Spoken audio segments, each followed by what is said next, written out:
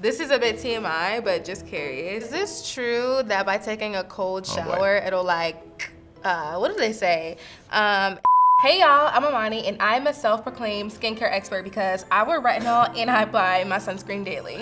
And I'm Zach, I'm an actual dermatology provider at Curology. And today we're going to be diving super deep into all of these skincare questions and comments that we've seen on Reddit. All right, let's get into it.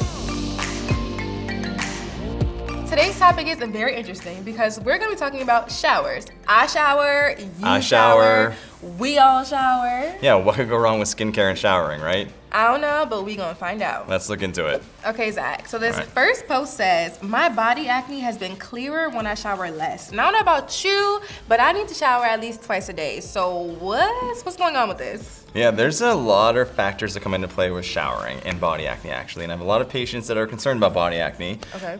So the number one thing is some people's skin is pretty sensitive, so showering twice a day could actually really irritate that outer layer, and irritation leads to inflammation. Inflammation leads you down to breakouts. So if you are showering too often, you might break out a little more often.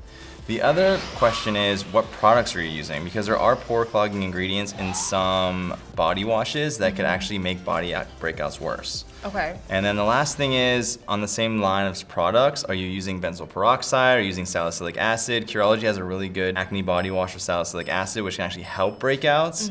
So, you know, showering less isn't always the answer, I don't think, to this one. Well, this actually brings us to our next post where someone says, my skin feels dry and tight after showering despite having a good routine and clear skin. All right, so I'm gonna kind of loop back to what we talked about earlier. So if you do have naturally dry skin, really hot water and really long showers can actually cause it to be more dry, irritated, and inflamed. Okay. Because you're stripping those natural oils that occur on your skin from the skin barrier. So what I would say is keep your showers under 5 minutes if you are gonna shower daily, or go to every other day showering if your skin's really tight.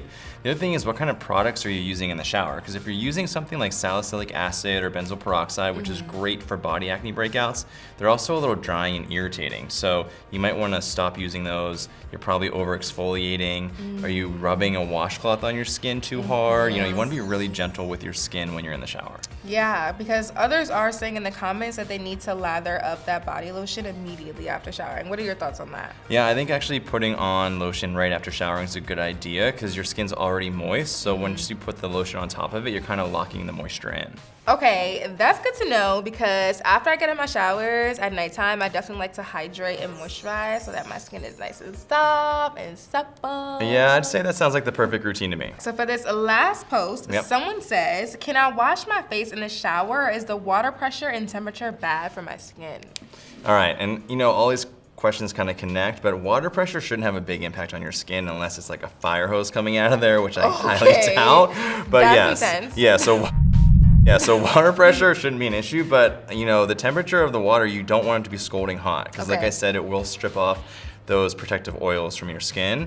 So I typically say, you know, lukewarm. I mean, you want it to be warm. You don't want to take a cold shower. Right. And then also I always tell my patients at least to keep your shower around 5 minutes. Okay, so is this true that by taking a cold shower, it'll like, what do they say? It'll close your pores after you shower? Yeah, you can't really open or close pores, to be honest with you. Muscles. So they have no muscles, so it's not really a thing. So no. Okay, this is a bit TMI, but just curious. So like, typically like after you go get a wax, they say you should not take a hot shower.